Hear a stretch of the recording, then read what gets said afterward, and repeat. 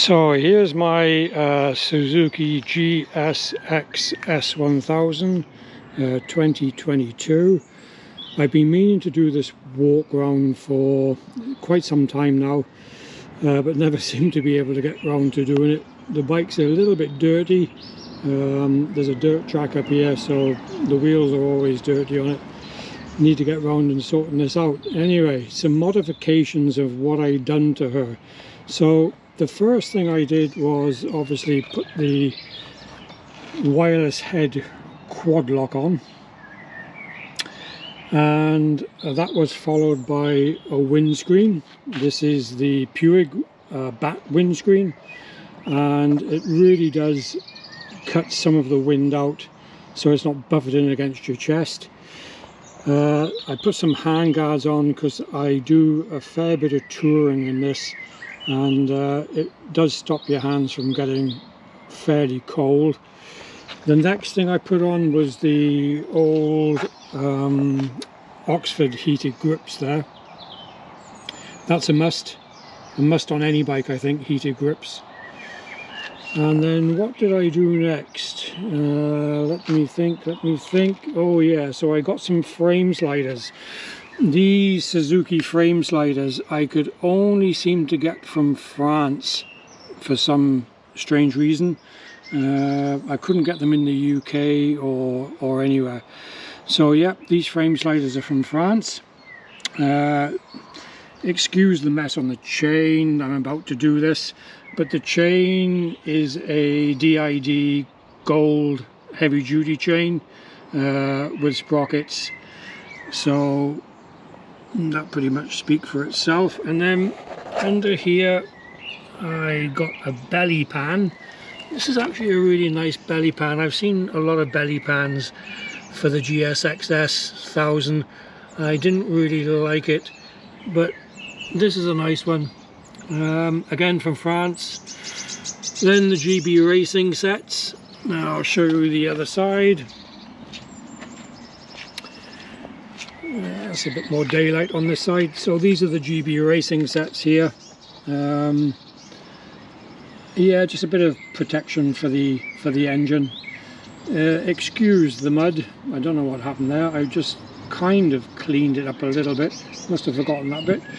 What else? Oh yeah, then I got a graphics kit. So the graphics kit is from Sublime DSG in the UK. Comes in loads of parts, all laser cut. Then I got a sports seat cowl.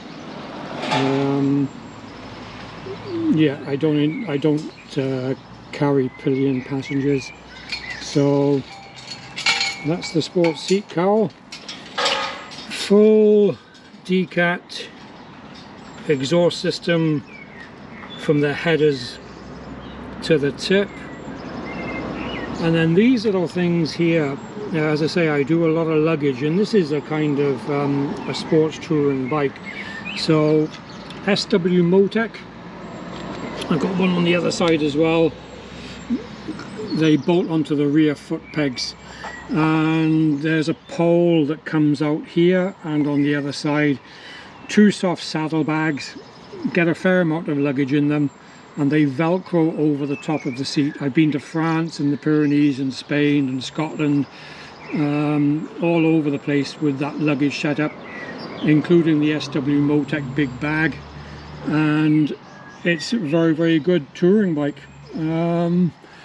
And then what else did I put on? Oh yeah, it's nice to be seen. So I wired in some Chelhead 6000 lumen spotlights. They're wired into a Healtech Thunderbox, so they only come on when the engine is running and up to just over 14 volts. The Thunderbox, fabulous, Healtech Thunderbox, fabulous piece of kit. Red wire to the positive, black wire to the negative, and then connect all your accessories into the cables that come off the Thunderbox. No messing about, no loads of wires on your battery terminals, and then you can only have the accessories on when your bike has the full power and is started. Then your accessories will come on. So it's a great piece of kit. I put some, oh, what did I put on here? Oh yes, so I've got some mounts, mirror mounts. They just raise the mirror up a little bit, and I find it's just enough, because the position of the mirror and my height, I'm always bending down looking in the mirror, it's pretty shit. So this is, excuse my language, so mirror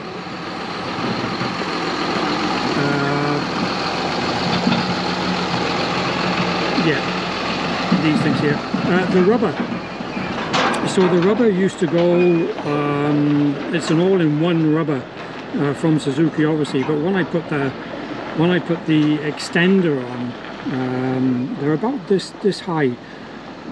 Obviously, I couldn't get that over that with the mirror mounts for my GoPro, so I cut the rubber in half.